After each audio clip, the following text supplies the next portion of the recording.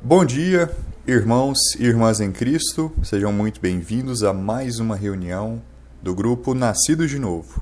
E dessa vez a gente vai poder então dar continuidade ao assunto que estudamos há 2 semanas atrás sobre a ressurreição. Vimos então o que vai mudar na ressurreição, como que a ressurreição de Cristo afetou as nossas vidas e a de todos os seres humanos. Vimos também como que a ressurreição é diferente de reencarnação e a necessidade e a importância de uma pessoa acreditar na ressurreição para ela ser salva. É uma parte do Evangelho, é uma parte das boas novas que nós temos que acreditar. Tendo isso em mente, vamos então finalizar esse assunto entendendo quando a ressurreição vai acontecer, quando o arrebatamento vai ocorrer e como vai então ser os nossos corpos. Dá uma pincelada nesse assunto em como que a gente vai ter, como que a gente vai se parecer com esse novo corpo. E aqui eu deixei uma série de perguntas que podem acabar surgindo acerca dessa questão quando a gente está falando de ressurreição. Quando vamos ganhar os corpos ressuscitados? Para onde iremos depois de termos esses corpos ressuscitados? O que vai acontecer com nossos corpos antigos? E as nossas memórias? Todas as pessoas vão ressuscitar ao mesmo tempo? E como serão nossos corpos ressuscitados? Todos os corpos serão iguais? A gente tem aqui na nossa reunião membros presentes. Vamos supor por um momento. Os nossos corpos seriam idênticos, 100% iguais na ressurreição? Hoje a gente vai poder aprender o que a Bíblia tem a dizer sobre isso. E para a gente começar aqui, eu trouxe um trecho de Filipenses capítulo 3, versículo 20. Mas a nossa cidadania está nos céus, de onde também esperamos o Salvador, o Senhor Jesus Cristo, que transformará o nosso corpo vil para ser conforme o seu corpo glorioso, de acordo com o trabalho pelo qual ele é capaz de submeter todas as coisas para si mesmo. O nosso corpo carnal, o nosso corpo vil, ele vai ser transformado para ser parecido conforme o corpo glorioso de Cristo. Isso já ajuda a gente a entender um pouco em como o nosso corpo vai parecer. E também, a gente vê que a vinda de Cristo, essa espera pelo Salvador, está relacionado com a nossa ressurreição. Então, onde que a gente pode aprender quando vai acontecer a ressurreição? Mateus capítulo 24. Eu estava até comentando aqui com a Priscila que os slides, por mais que eu faça poucos, eles costumam demorar o mesmo período de tempo, porque, de fato, quase toda reunião eu trago uns textos um pouquinho grandes. Mas, realmente, tem vezes que não tem muito o que fazer. Na reunião passada foi 1 Coríntios capítulo 15, que é um trecho bem grandão, eu até dividi ele pela reunião, para a gente poder ler ele como um todo, entender. Então, 1 Coríntios capítulo 15 da reunião de hoje vai ser Mateus 24, que é um capítulo bem grande, presente nos evangelhos, mas que ele descreve de uma maneira bem detalhada como é o fim do mundo, como é o fim dos tempos e também quando acontece a ressurreição. Então não tem muito como fugir, gente. Vamos ler Mateus capítulo 24. Indo aqui para o versículo 3. E, estando ele assentado no Monte das Oliveiras, chegaram-se a ele os seus discípulos em particular, dizendo: Dize-nos, quando serão essas coisas? E qual será o sinal da tua vinda e do fim do mundo?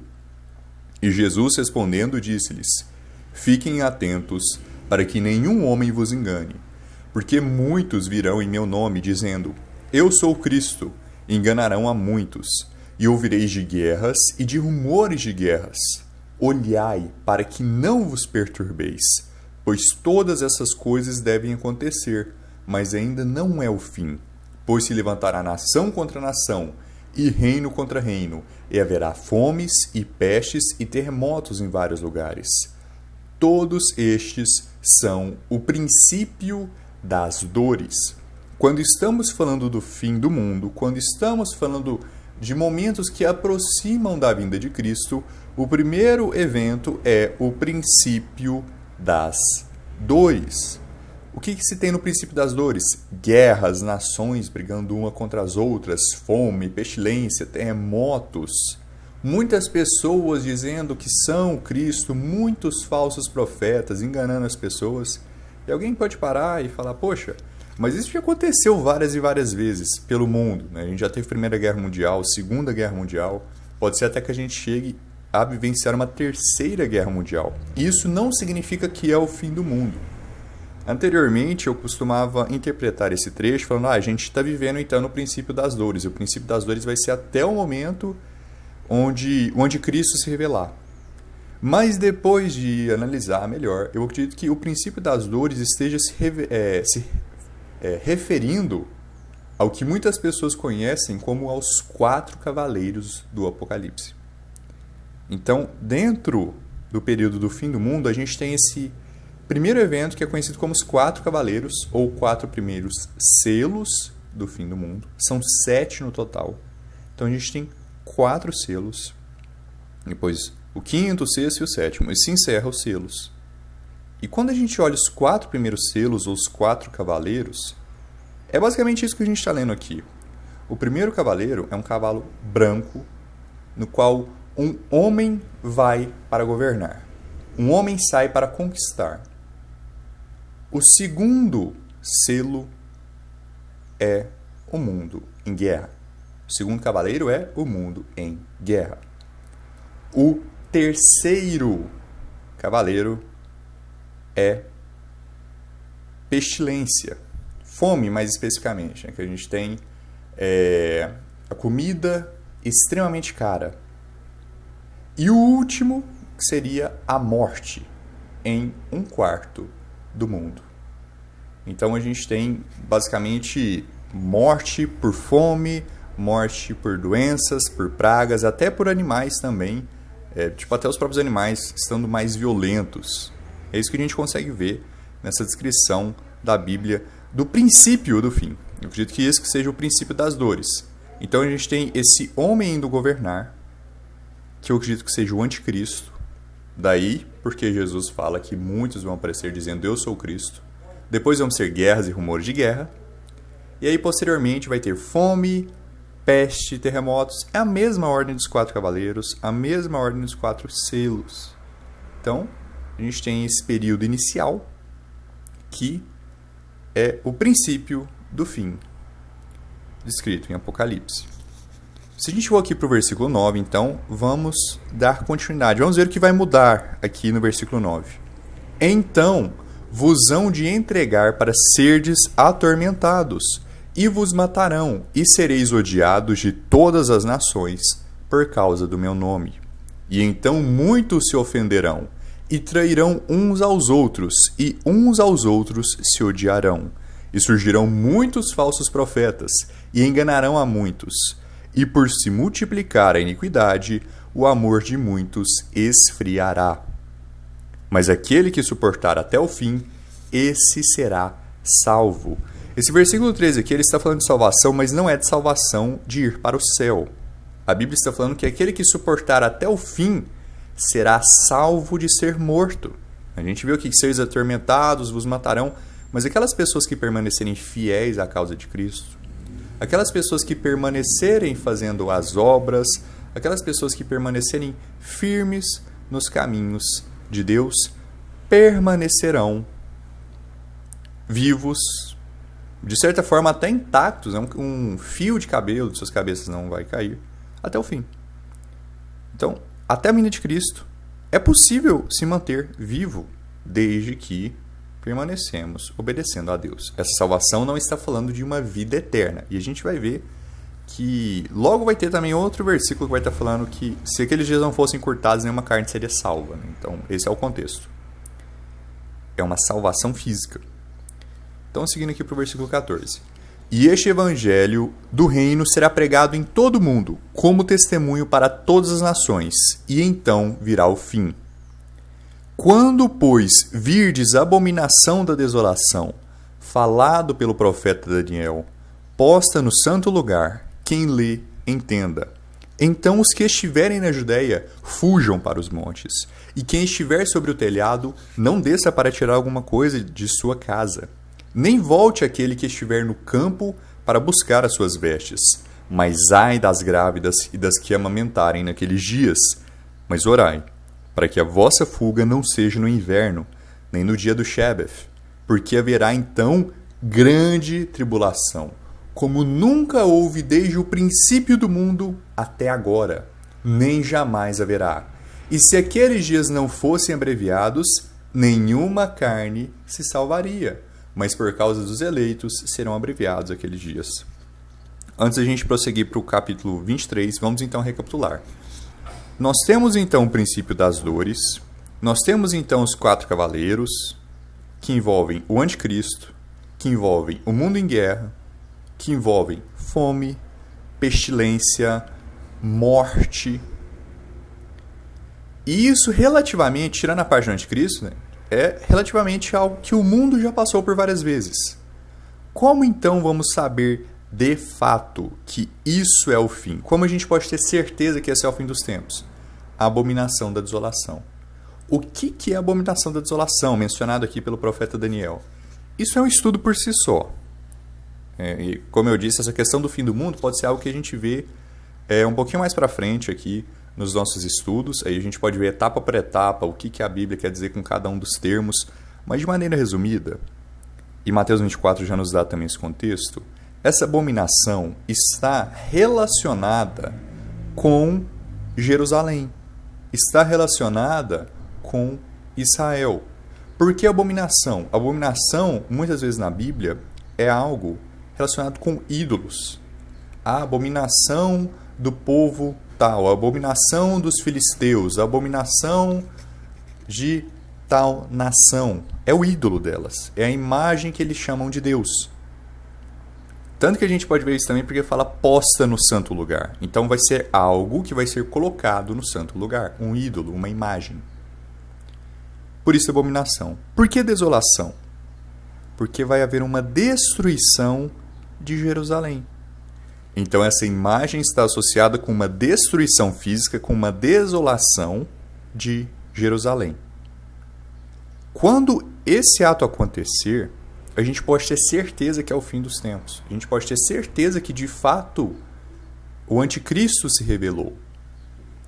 E a partir desse momento, ele está associado com uma guinada, com uma mudança acerca da tribulação. A gente não vai estar mais falando do princípio das dores, mas a gente vai estar falando da grande tribulação.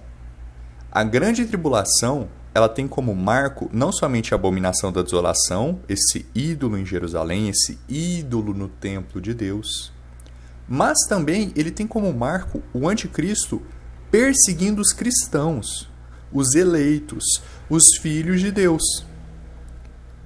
Pelo decorrer da história, muitos cristãos já foram perseguidos. Muitos cristãos já foram mortos, inclusive, pela Igreja Católica, que no tempo da Inquisição matava pessoas. Às vezes a gente pensa que a Igreja Católica estava matando pessoas que eram satanistas ou que falavam que odiavam a Deus. Não necessariamente. Se a pessoa ela fosse contra certas doutrinas que os inquisitores achavam que era punível com morte, elas eram torturadas, elas eram mortas. Então, a Igreja Católica é cheia de falsas doutrinas, incluindo a salvação deles, é uma salvação por obras. Incluindo, eles aceitam ídolos. Incluindo uma série de outras coisas. Então, muitos cristãos foram mortos nesse período. Muitas pessoas salvas foram perseguidas nesse período e em vários outros pelo decorrer da humanidade. A gente teve outros períodos de tormento.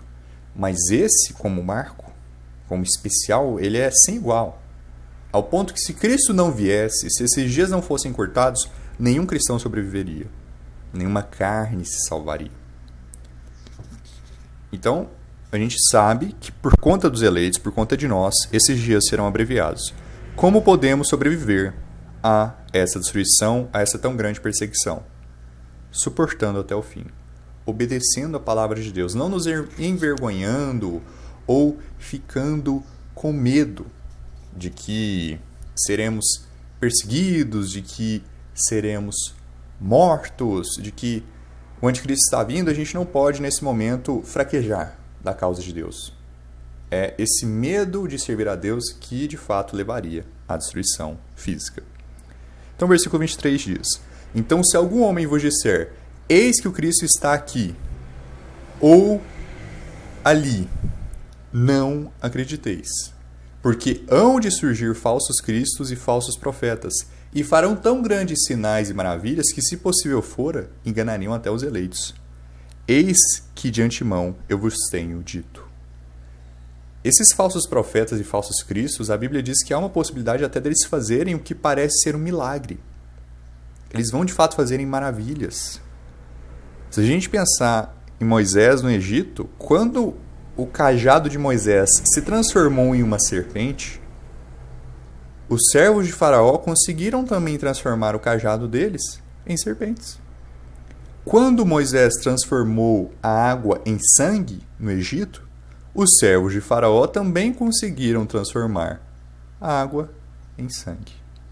Porém, a gente vê que os milagres, as maravilhas que os falsos profetas fazem, eles não somente são mais fracos que aqueles realizados por servos de Deus, aqueles que Deus ordena. A gente tem até o exemplo da serpente de Moisés engolindo as serpentes do servo de Faraó.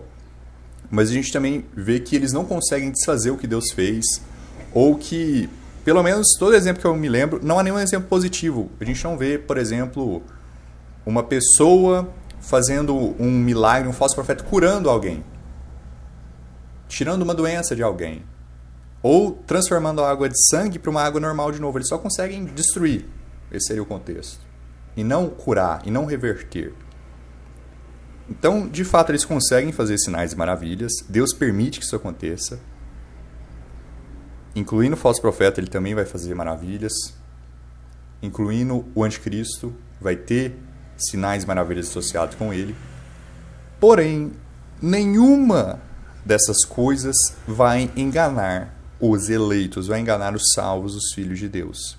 As pessoas gostam de falar que um verdadeiro filho de Deus faz isso, um verdadeiro salvo faz aquilo, um verdadeiro cristão faz não sei o que, não sei o que, não sei o que. O que a Bíblia diz de fato?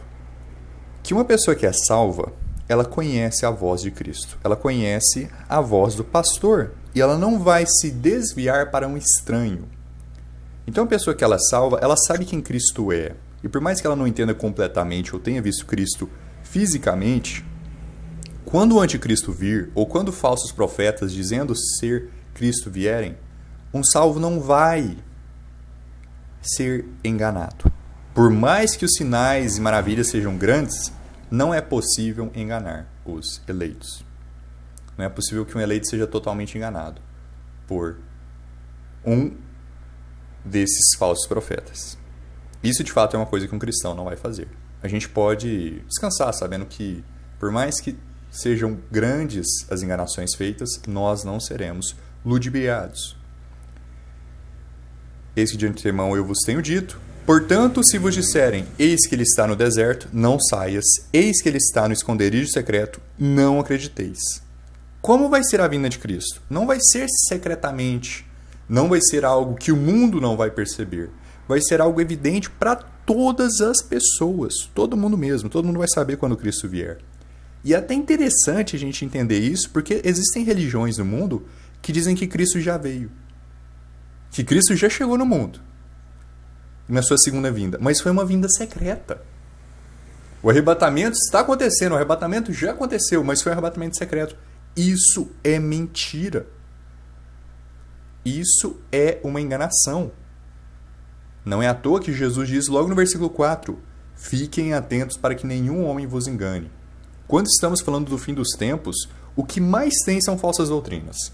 O que mais tem são pessoas dizendo todo tipo de coisa que não tem base bíblica nenhuma. O que de fato a Bíblia diz? Porque assim como o relâmpago sai do Oriente e brilha até o Ocidente, de um canto do céu para o outro, assim também será a vinda do Filho do Homem. Todo mundo vai ver quando Cristo vier. Todo mundo mesmo vai saber quando Cristo de fato aparecer. Pois onde estiver o cadáver, ali se juntarão as águias. Uma frase diferente, né? O cadáver e ali se juntando as águias. Vamos ficar com ele em mente aqui, ler o restante do texto, e aí a gente volta para esse versículo.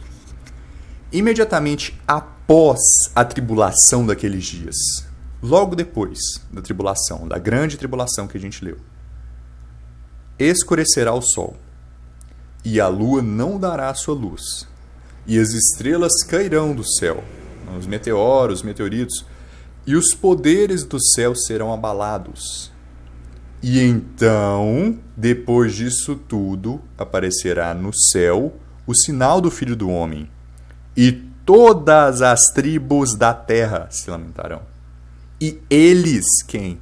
Todas as tribos da terra verão o Filho do Homem vindo nas nuvens do céu, com poder e grande glória. E ele enviará os seus anjos com grande som de trombeta, e eles ajuntarão seus eleitos desde os quatro ventos, de uma extremidade do céu à outra. Na verdade, eu vos digo, esta geração não passará até que todas essas coisas se realizem. Que geração? A geração dos filhos de Deus. A geração dos salvos. A geração dos santos, dos eleitos. Essa geração não passará. Então, outra falsa doutrina também. As pessoas falam, todas as religiões do mundo estavam erradas até que veio o Joseph Smith, o homem que deu origem ao mormonismo. Todas as religiões do mundo estavam erradas até que veio tal profeta e começou a religião certa no ano de 1900 e tal. Isso não é verdade. Jesus nos dá uma garantia que até a vinda dele haverão salvos, haverão filhos de Deus, haverão cristãos no mundo. Então é uma característica bem específica dos falsos profetas, também de falsas religiões, dizerem que todas as outras religiões do mundo, todas as versões bíblicas, tudo estava perdido. Mesmo quando a Bíblia diz que céus e terra passarão, mas a minha palavra não passará. Esse é um capítulo muito legal, ele fala bastante acerca do fim dos tempos, nos esclarece muito acerca da vinda de Cristo. Só que não deu nem para colocar ele todo aqui em um só slide, né? Eu tive que dar uma cortadinha aqui no versículo 32, 33, 35, 36. Então, se alguém tiver interesse também, finalize a leitura. Eu tirei algumas partes, mas ainda assim, por conta do espaço mesmo, não ia caber. Mas, de qualquer forma, não tirei nada do contexto aqui. Se alguma pessoa tiver dúvida, leia o restante do capítulo, tá? Justamente de acordo com o que eu vou estar falando aqui.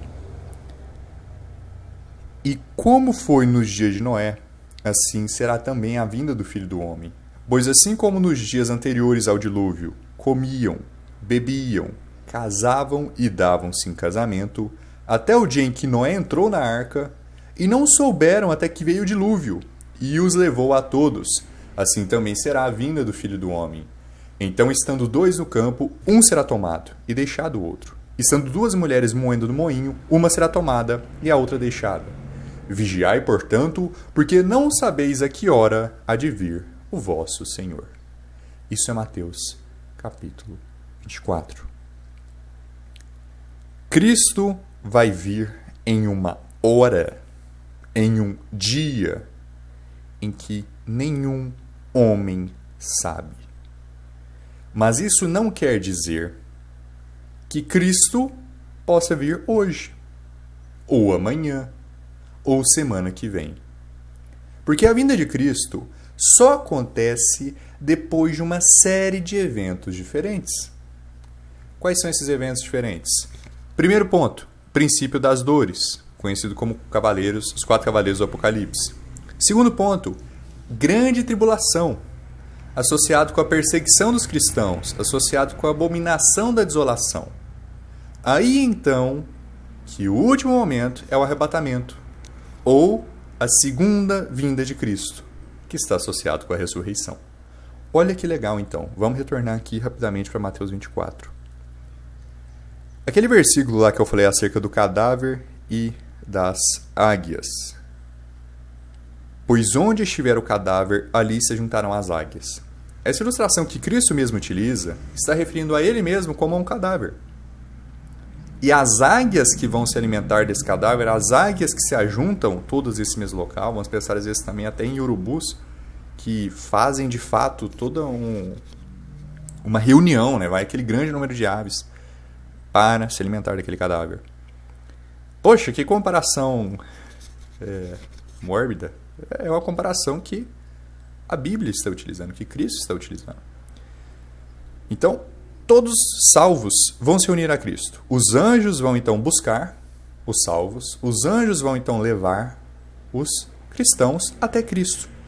E vamos estar reunidos com Cristo para sempre, continuamente, sem nenhum momento assim onde nós vamos estar excluídos da presença de Cristo, onde nós vamos estar em um local ruim, onde nós vamos estar em um local abandonados.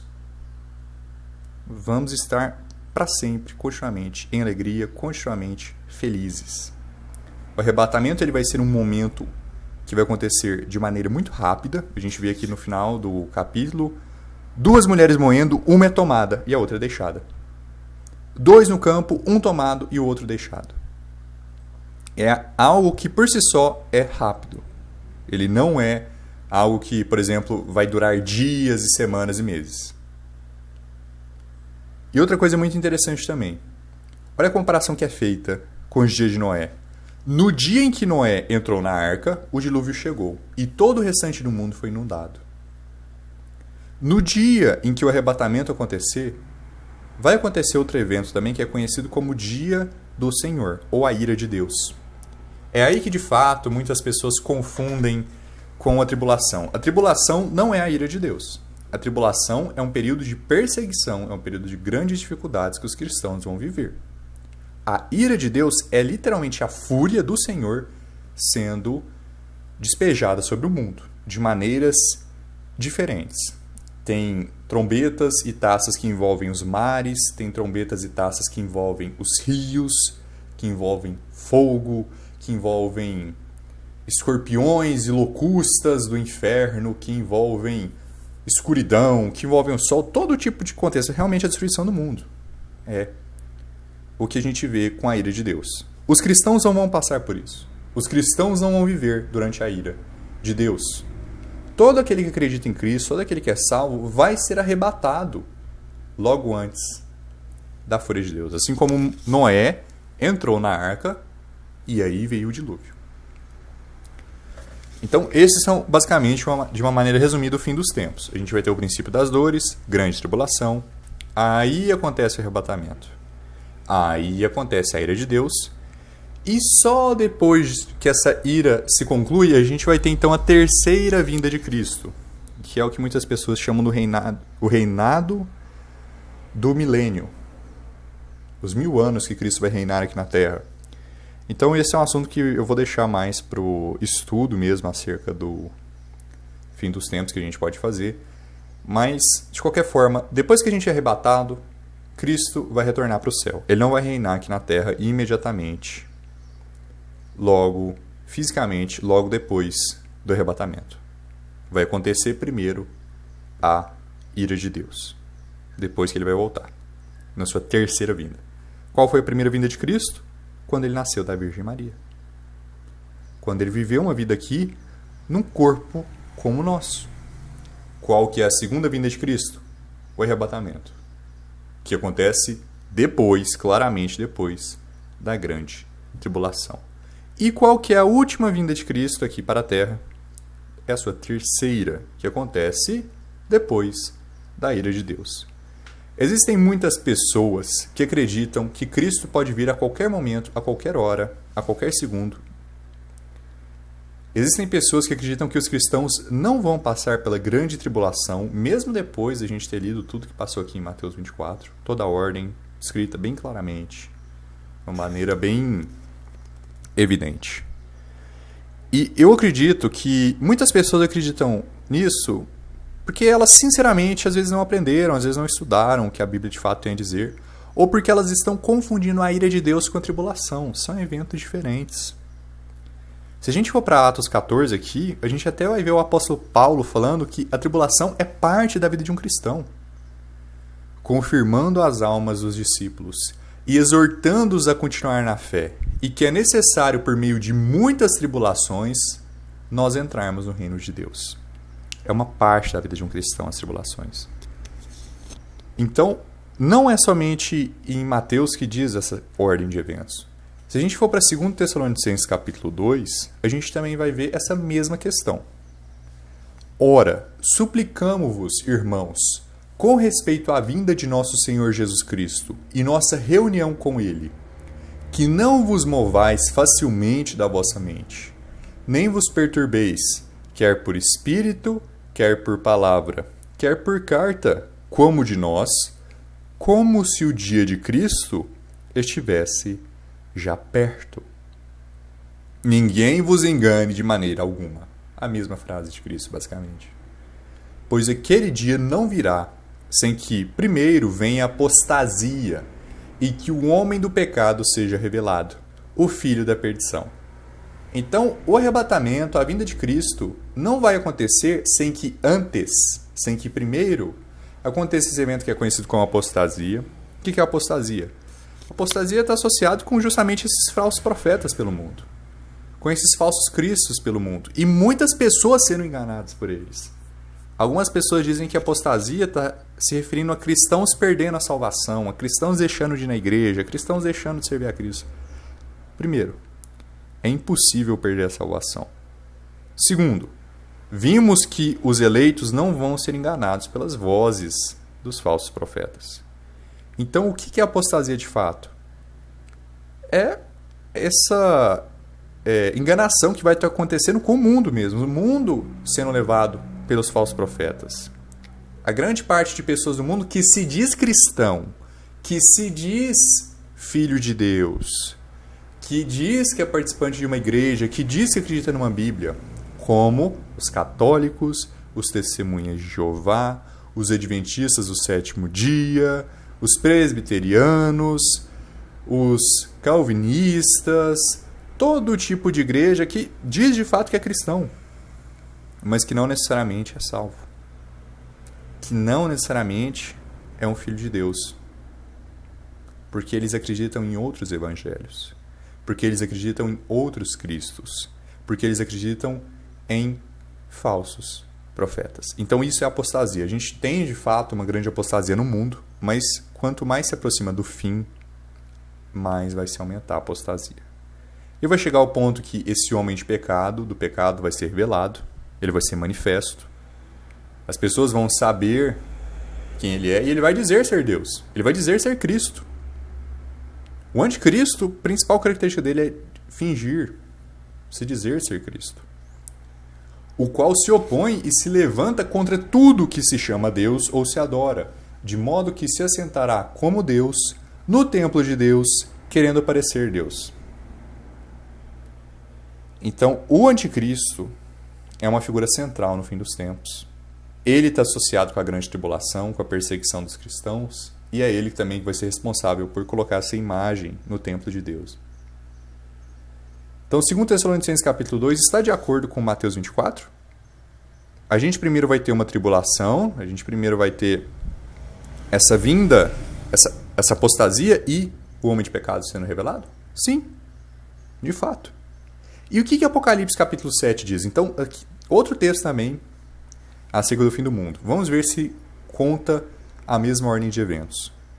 Apocalipse capítulo 7, versículo 9. Depois disso eu olhei, e eis uma grande multidão, que nenhum homem poderia contar, de todas as nações, e famílias, e povos, e línguas, parados diante do trono e diante do Cordeiro, vestidos com túnicas brancas, e palmas em suas mãos. De repente, em um momento, uma grande multidão aparece no céu. Uma grande multidão que ninguém poderia contar, de todos os povos, de todo tipo de nação, de todo tipo de etnia, de todo tipo de parte do mundo, aparece no céu. E gritavam em alta voz, dizendo: salvação ao nosso Deus, que está sentado sobre o trono, e ao Cordeiro. E todos os anjos estavam em pé ao redor do trono, e ao redor dos anciãos e dos 4 animais, e caíram sobre suas faces diante do trono, e adoraram a Deus, dizendo: Amém, bênção e glória, sabedoria, e ação de graças, e honra e poder, e força, sejam ao nosso Deus para sempre e sempre. Amém. E um dos anciãos respondeu-me, dizendo: Quem são estes que estão vestidos com túnicas brancas? E de onde eles vieram? Quem são esse povo? Quem são esse grupo de pessoas? E eu lhe disse, Senhor, tu sabes. E ele me disse, estes são aqueles que vieram da grande tribulação. E lavaram as suas túnicas e as tornaram brancas no sangue do Cordeiro.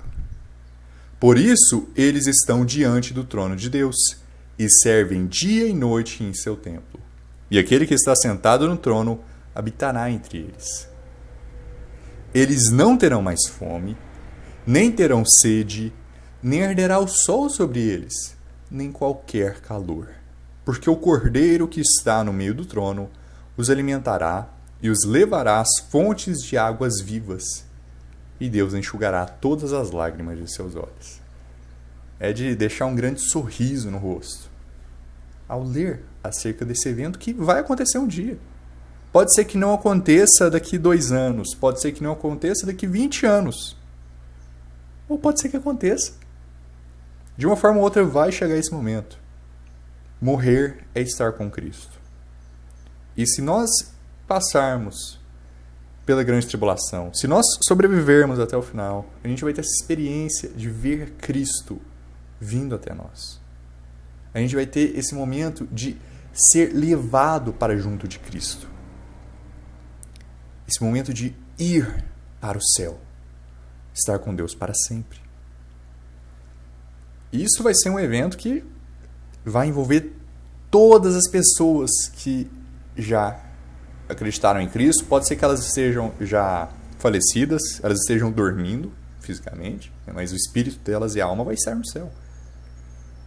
E a gente vai ter esse momento único de voltar com um novo corpo ressuscitado. Então, é bem claro quando vai acontecer o fim do mundo, como vai acontecer o fim do mundo e quando vai acontecer a ressurreição. O anticristo primeiro tem que se revelar, primeiro tem que envolver essa grande tribulação, então Cristo vai aparecer no céu, todo mundo vai ver, todas as nações do mundo vão saber. Como que todo mundo do mundo vai ver Cristo ao mesmo tempo? Eu não sei exatamente como que isso vai acontecer, mas nada é impossível para Deus. Não tem como a gente dizer exatamente, ele vai aparecer em tal local do mundo, porque se ele aparecer no céu de Nova York, como que ele vai aparecer no céu da China? Não sei dizer. Com Deus, nada é impossível. De uma forma ou de outra, todo ser humano vai saber que Cristo veio, independente de onde esteja. Não vai ser algo secreto. Não vai ser algo em oculto. Todo mundo que é salvo, todo mundo que é um filho de Deus vai ser reunido com Cristo. Vamos ganhar novos corpos antes de sermos reunidos com Cristo. Carne e sangue não podem herdar o reino de Deus. E com Cristo estaremos no céu para sempre. Então, o arrebatamento, ele acontece dessa maneira. Ele acontece dessa forma. É um termo bíblico, arrebatamento, inclusive. Se a gente for para 1 Tessalonicenses capítulo 4, a gente vai ver também acerca do novo corpo que a gente vai ganhar. 1 Tessalonicenses capítulo 4, versículo 13.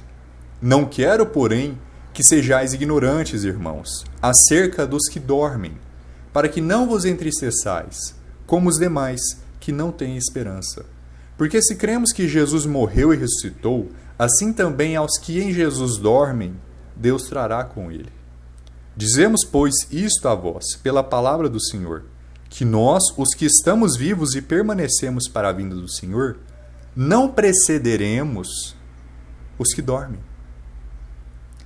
Então, toda aquela pessoa que já acreditou em Cristo, por mais que ela esteja falecida, por mais que ela esteja dormindo, aqui falando da morte física, porque nenhuma pessoa que é salva vai ter uma morte espiritual, vai ir para o inferno. Nós vamos para o céu.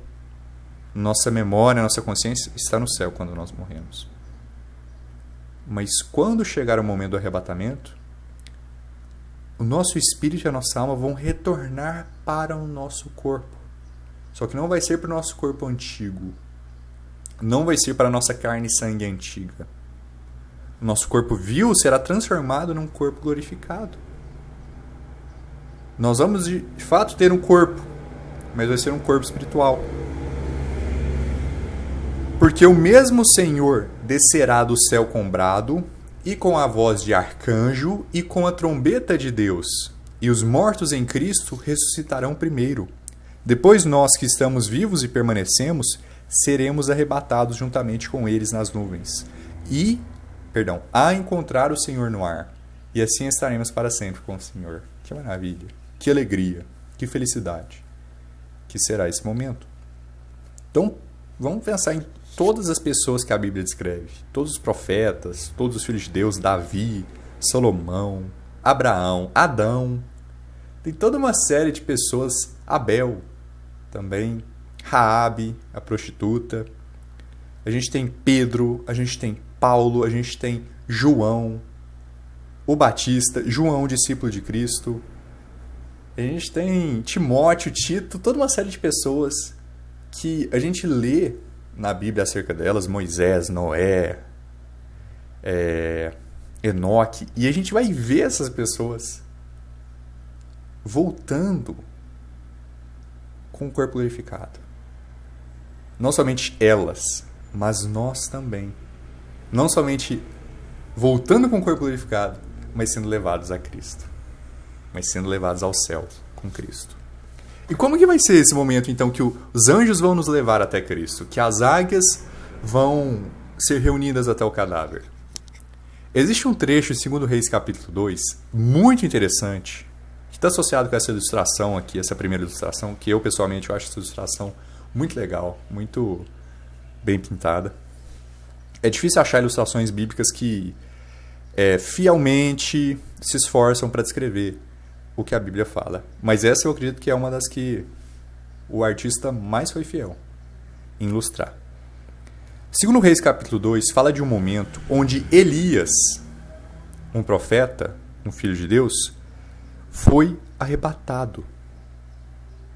Foi levado ao céu com uma carruagem de fogo. Vamos fazer a leitura disso para a gente poder ter uma ideia, uma noção de como vai ser a nossa própria ida para próximo de Cristo. 2 Reis, capítulo 2, versículo 11. E sucedeu que, enquanto eles ainda seguiam adiante, Elias e Eliseu, e conversavam, apareceu ali uma carruagem de fogo e cavalos de fogo, e os separaram a ambos, e Elias subiu por um turbilhão de vento ao céu. Então olha que legal, uma carruagem de fogo, com cavalos de fogo, que levou Elias com um turbilhão de vento ao céu. E Eliseu viu isto e bradou: meu pai, a carruagem de Israel e os seus cavaleiros. Ele não mais o viu, e ele agarrou as suas próprias vestes e a rasgou em 2 pedaços. Aqui no caso de Elias, é um caso muito específico. Na Bíblia, as únicas pessoas que a Bíblia descreve que foram transladadas, foram levadas para o céu, enquanto ainda vivos aqui, foi Enoque e Elias. As únicas 2 pessoas que a Bíblia descreve que isso aconteceu. Porém, essas pessoas não foram ressuscitadas com o corpo glorificado para o céu. Todo mundo vai receber esse corpo glorificado, que foi salvo até o momento onde Cristo veio, né? Eu falei na última reunião que vai ter uma ressurreição final para aquelas pessoas que creram depois da vinda de Cristo, para aquelas pessoas que foram salvas durante a ira de Deus. Vai ter uma ressurreição para eles, específica para eles. Mas para todo mundo que foi salvo até o momento da vinda de Cristo, vai ressuscitar ao mesmo tempo. Inclusive Elias, incluindo Enoque. Então eles foram levados para o céu, de fato, mas não foi em corpo. Não foi fisicamente. De alguma forma ou de outra, o corpo, a carne, o sangue foi perdida nessa tradução até o céu. Nessa ida até o céu deles. Então, o que a gente pode tirar aqui de conclusão disso? É bem possível que nós sejamos levados a Cristo também com esses cavalos de fogo, com essa carruagem de fogo, com esses cavaleiros de fogo, com esses anjos. Ou pode ser que seja diferente, sejam outros tipos de anjos, né? A Bíblia fala de tipos de anjos diferentes. De qualquer forma que for, vai ser muito legal, né? Eu acho que a gente pode concordar com isso. E aqui a gente chega próximo de encerrar a nossa reunião. Só para a gente falar um pouco então desse corpo glorificado. Então deixa eu voltar até aqui para o início, só para a gente ver que as perguntas a gente já respondeu. Quando vamos ganhar os corpos ressuscitados? Depois da grande tribulação, na segunda vinda de Cristo. Para onde iremos? Seremos levados por anjos até Cristo, no céu, e continuaremos para sempre com Ele. O que vai acontecer com nossos corpos antigos? Carne e sangue não podem herdar o reino de Deus. Será perdido, será desfeito, não será mais lembrado, não será algo mais importante para nós. Vamos receber um novo corpo, um corpo glorificado.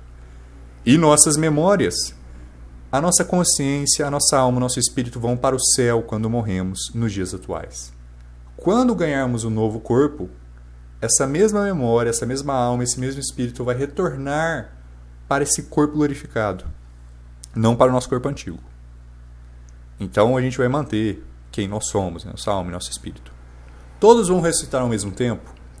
Todo aquele que foi salvo, desde o primeiro homem até o último homem que foi salvo, até Cristo vir, vão ressuscitar ao mesmo tempo. Toda aquela pessoa que durante a ira de Deus, que depois do arrebatamento, que durante o reinado de 1000 anos de Cristo, for salvo, essa pessoa vai morrer, o corpo físico dela vai ser enterrado, a alma e o espírito vão para o céu, assim como é nos dias atuais. A gente não vai ter uma série de ressurreições individuais, que a pessoa foi salva, ela logo recebe o corpo glorificado. Para essas pessoas, não. Quem foi salvo depois da vinda de Cristo só vai ser ressuscitado depois do reinado de 1000 anos de Cristo. Então vai levar bastante tempo para isso acontecer, para a ressurreição deles de fato ocorrer. Não quer dizer que eles não vão para o céu, não quer dizer que eles não vão para um lugar bom, mas eles vão perder a oportunidade de estar com o corpo glorificado, reinando aqui com Cristo. Então, de fato, é muito importante que a gente tenha parte nessa segunda ressurreição. Que a gente vivencie isso. E pelo fato de nós sermos salvos hoje, a gente já pode ter essa segurança. A gente já pode ter essa garantia de que nós vamos participar de todas essas bênçãos. Como serão nossos corpos ressuscitados? A gente vai ver aqui, nesse último slide. E todos os corpos serão iguais? Veremos também aqui no próximo slide. Então, quais são os pontos importantes acerca do corpo glorificado?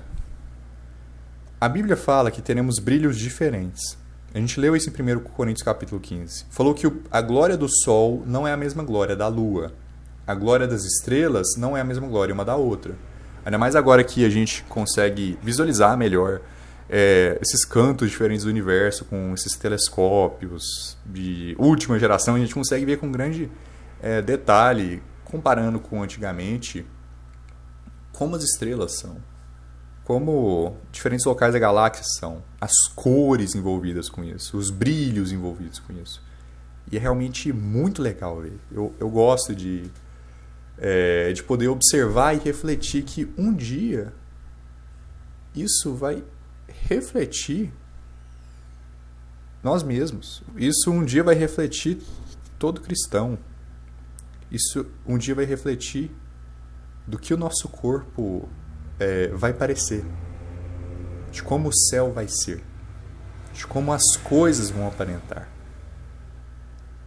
Então, é muito importante que a gente entenda que as coisas materiais, as coisas carnais dos dias atuais são temporais.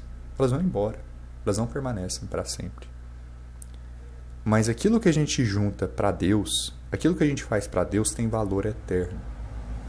Nada pode ser tirado disso. Ninguém pode te roubar uma recompensa guardada no céu. Nada pode corromper um tesouro reservado no céu. E entender a importância dos tesouros no reino de Deus nos ajuda a entender uma série de versículos. Nos ajuda a compreender uma série de informações. Porque muitas pessoas vão falar, a Bíblia que diz para que nenhum homem tire a sua coroa. Isso está falando da sua salvação. Coroa não é sinônimo de salvação. A Bíblia está falando aqui que você vai perder os seus tesouros. Tesouros não é sinônimo de salvação. São coisas diferentes. Quando estamos falando de tesouros no reino de Deus, nós estamos falando das nossas obras. Nós estamos falando das nossas recompensas, dos nossos galardões.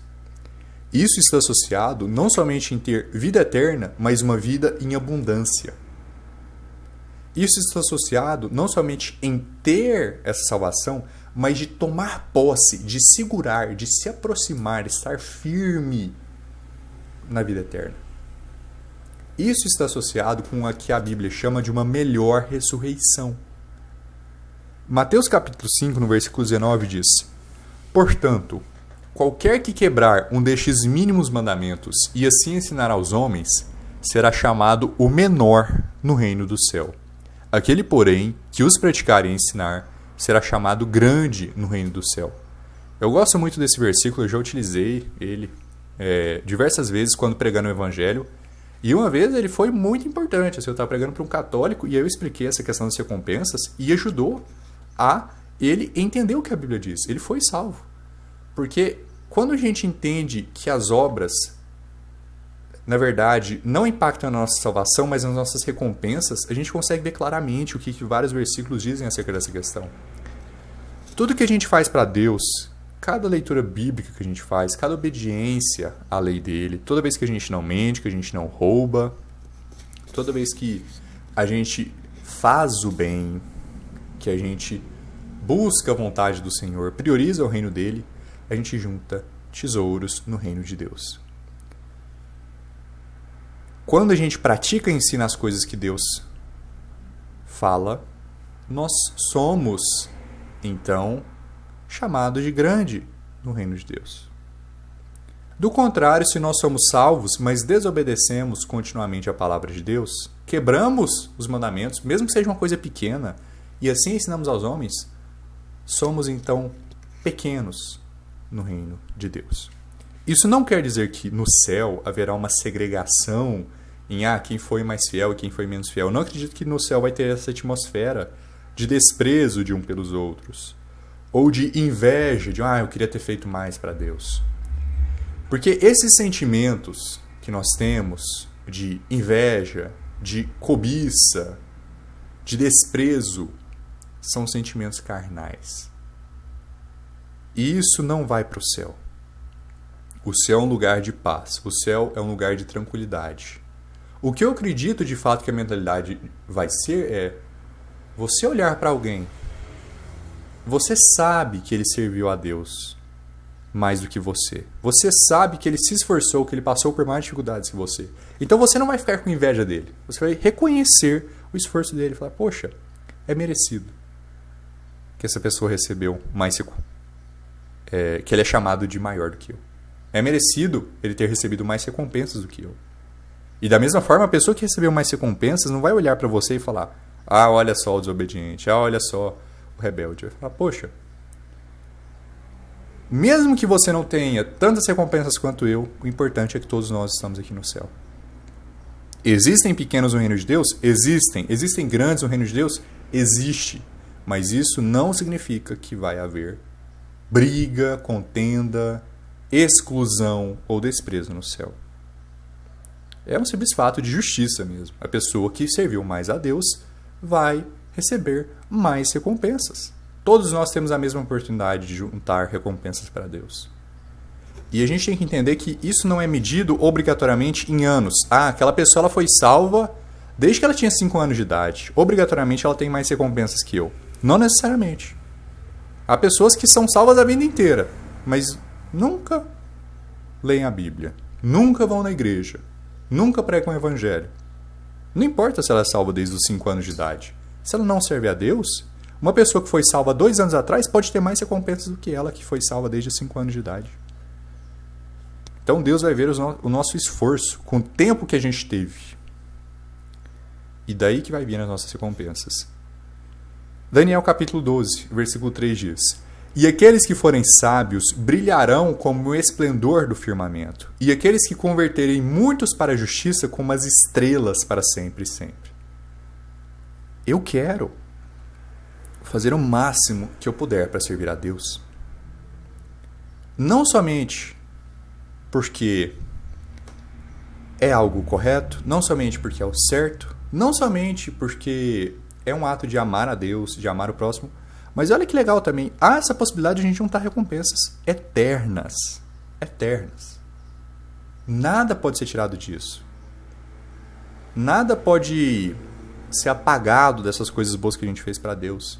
Então há uma grande motivação em servir a Deus. Há grandes razões para a gente fazer o certo.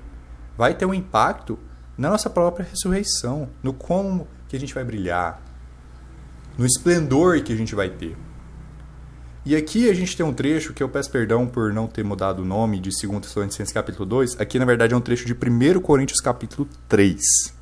Eu esqueci de mudar o título. Olha o que 1 Coríntios capítulo 3 diz. Porque nenhum outro fundamento pode alguém lançar além do que já está posto, o qual é Jesus Cristo. Ninguém pode pôr outro fundamento além da nossa salvação, além da nossa fé, além do que Cristo fez por nós. Então todo mundo que é salvo tem esse fundamento. Vejamos outra ilustração que a Bíblia diz acerca da ressurreição, acerca do tesouro no reino de Deus. Todo mundo tem essa fundação que foi salvo. Agora, se algum homem sobre este fundamento edificar de ouro, prata, pedras preciosas, madeira, feno, restolho. Sobre essa fundação, sobre a nossa salvação, nós podemos edificar ouro, pedras preciosas, prata, tesouros no reino de Deus. Cada leitura bíblica, cada vez que eu não minto, cada vez que eu faço bem, e vejamos que às vezes fazer o bem é meio que algo que a gente nem precisa deixar de fazer uma... como que eu posso dizer? Vamos supor, assassinato.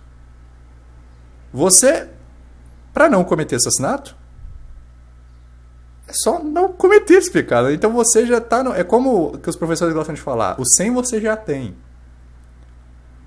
Pelo decorrer da prova você vai perdendo os pontos e eu vou tirando. Então tem recompensas que é como que se a gente já pudesse ter. Virgindade é outro exemplo. Todo mundo nasce virgem. E há uma recompensa associada com permanecer essa pureza até o casamento. Você só perde essa recompensa, em teoria, você só não teria mais acesso a ela se você fornicar. Se você não fornicar a sua vida inteira, essa recompensa já está reservada para você. Então, é algo que é como se fosse por osmose.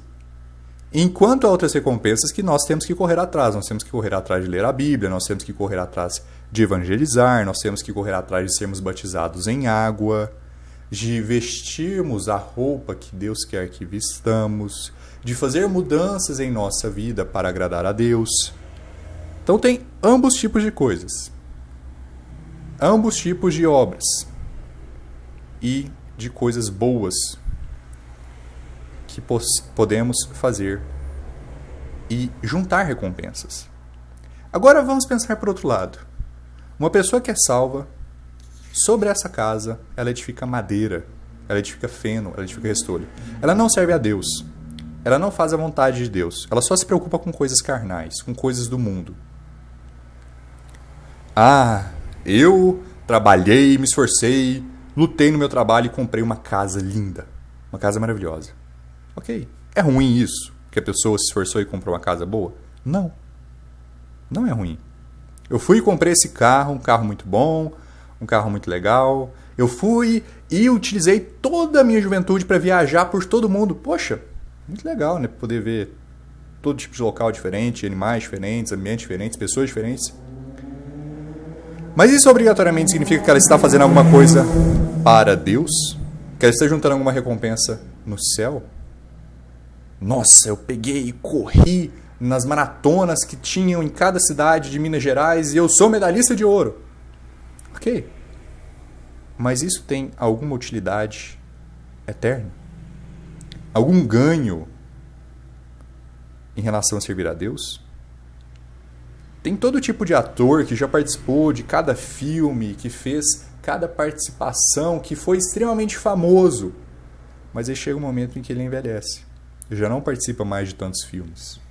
A beleza física que ele possuía já não é mais a mesma.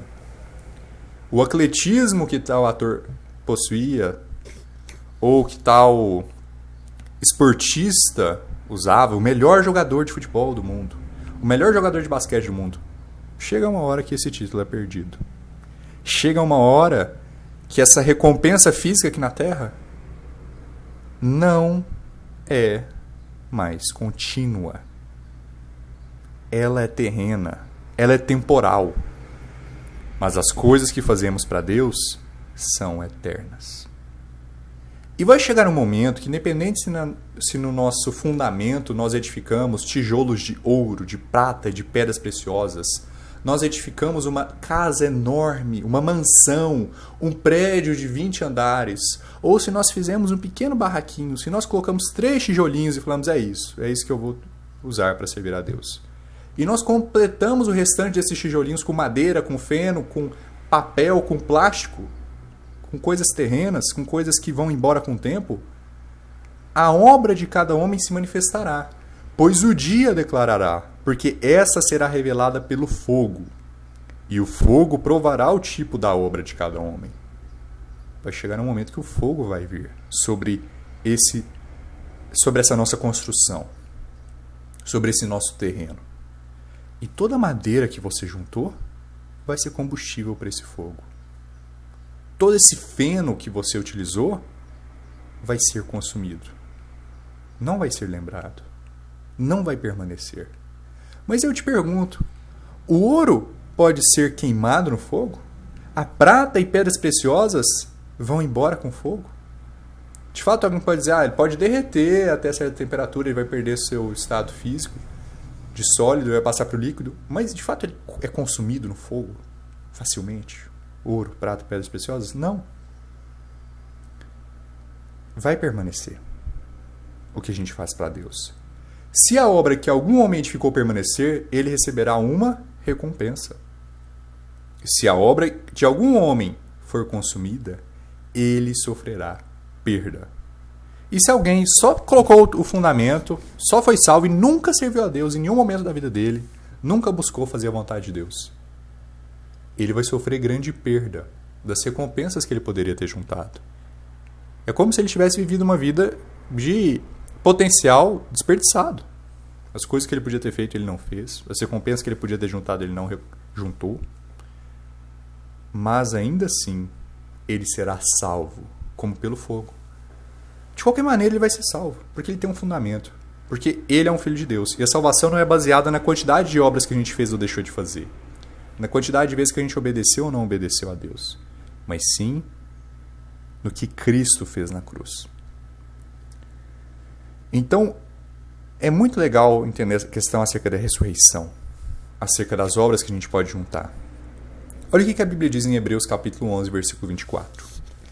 Pela fé, Moisés, sendo já crescido, recusou ser chamado filho da filha de Faraó, escolhendo antes ser afligido com o povo de Deus, do que por um período desfrutar do gozo do pecado, considerando a desonra de Cristo como riqueza maior do que os tesouros do Egito, porque tinha em vista as recompensas do galardão. Moisés era adotado, de fato, acerca da família de Faraó, mas ainda assim, ele estava com esse título de filho de Faraó, filho da filha de Faraó, neto de Faraó. Imagina o quanto de riquezas e luxo ele poderia experienciar em toda a sua vida fisicamente aqui na Terra. Mas ele recusou tudo isso. Ele considerou isso tudo como lixo. É como o apóstolo Paulo diz, que toda aquela vida que ele tinha servindo a outra religião dele, ele contou como esterco. Para antes considerar a desonra que ele viveria, as tribulações, a perseguição que ele viveria servindo a Cristo, servindo a Deus, como uma riqueza maior. Porque por mais que o pecado, por mais que a vida carnal, de fato traga uma alegria por um período, de fato traga uma tranquilidade, um prazer temporário, a recompensa do galardão é eterna. E outro versículo muito interessante acerca disso também em Hebreus 11 é o 35. As mulheres receberam seus mortos trazidos novamente à vida, e outros foram torturados, não aceitando o seu livramento, para que pudessem alcançar uma melhor ressurreição. Então, essas pessoas, elas continuaram não aceitando o livramento, continuaram nessa situação de tribulação, de perseguição, de dor, de tortura, para que pudessem alcançar uma melhor ressurreição. Escolheram antes uma vida com maiores dificuldades, para que no futuro, quando então fossem ressuscitados, eles pudessem ter mais recompensas, eles pudessem ter um esplendor maior, eles fossem maiores no reino de Deus. Melhor ressurreição não quer dizer que eles foram para o céu e os outros para o inferno. Não. Mas o que a gente está falando até agora, na questão das recompensas, brilhos diferentes, maiores tesouros no reino de Deus. E para a gente encerrar a reunião, Filipenses capítulo 3, um trecho muito legal mesmo, que o apóstolo Paulo fala acerca dessa questão de como vai ser a ressurreição e de que nós podemos fazer enquanto a ressurreição ainda não chegou. Filipenses capítulo 3, versículo 10. Para conhecê-lo e o poder da sua ressurreição e a participação em seus sofrimentos, sendo feito conforme a sua morte, para ver se de alguma maneira eu possa chegar, alcançar a ressurreição dos mortos. O apóstolo Paulo está falando que em vida ele está se esforçando para chegar à ressurreição dos mortos. Como assim? Não que já tenha alcançado ou que seja perfeito, mas prossigo para alcançar aquilo para o que fui também alcançado por Cristo Jesus. Todos nós que cremos em Cristo Jesus, nascemos de novo espiritualmente. Temos um novo homem dentro de nós. E espiritualmente falando, nós não temos mais pecado. A Bíblia diz que a semente permanece em nós e nós não podemos pecar porque somos nascidos de Deus. Isso não quer dizer que não podemos cometer qualquer tipo de pecado em geral. Mas quando pecamos, é o velho homem que peca. É a carne que peca, não é o nosso espírito e alma. Nosso espírito permanece puro. Nossa alma permanece pura com Cristo. A gente leu logo em João capítulo 1 sobre o homem que chegou até Cristo. E Cristo diz: eis um verdadeiro israelita, em quem não há culpa. Então, espiritualmente falando, nós somos perfeitos. Fisicamente, não. Carnalmente, não. Mas nós podemos caminhar de acordo com a palavra de Deus. Nós podemos lutar contra a carne e fazer a vontade de Deus. E quando assim fazemos, estamos prosseguindo, correndo a corrida para alcançar aquilo que é a ressurreição dos mortos. Tentar viver no hoje como nós estaremos vivendo sem a carne na ressurreição. Irmãos, não julgo que o haja alcançado. Não é como se o apóstolo Paulo alcançou isso ou como se nós pudéssemos um dia viver uma vida sem nenhum tipo de pecado. Porque somos falhos, porque cometemos erros, somos imperfeitos, fisicamente falando. Mas uma coisa faço, e é que, esquecendo-me das coisas que atrás ficam, esquecendo-me dos rudimentos desse mundo, Moisés esquecendo da vida que ele teria como neto do faraó, Paulo esquecendo das coisas que ele poderia ter alcançado na religião dos fariseus, esquecendo das coisas que ficam atrás e avançando para as coisas que estão diante de mim, prossigo para o alvo, pelo prêmio da soberana vocação de Deus em Cristo Jesus. Irmãos, nós devemos sempre prosseguir para o alvo. Nós devemos sempre priorizar o reino de Deus, os tesouros do reino de Deus. É bom ter uma casa legal, é bom ter um carro legal, tirar notas boas na escola. E de certa forma Deus quer que sejamos bons estudantes. Deus quer que nos esforcemos nas coisas que nós estamos fazendo. Que tudo que nós estivermos fazendo, façamos como se fosse para Deus. Mas não podemos priorizar o mundo carnal, o prazer temporal, acima do reino de Deus. Porque tudo que é da terra, aqui, é temporário. É como se fosse uma madeira, que um dia vai ser consumido pelo fogo. Então, irmãos, vamos buscar servir a Deus. Isso é o que eu gostaria de falar hoje. Muito obrigado pela atenção de todos. Que Deus abençoe vocês e até mais.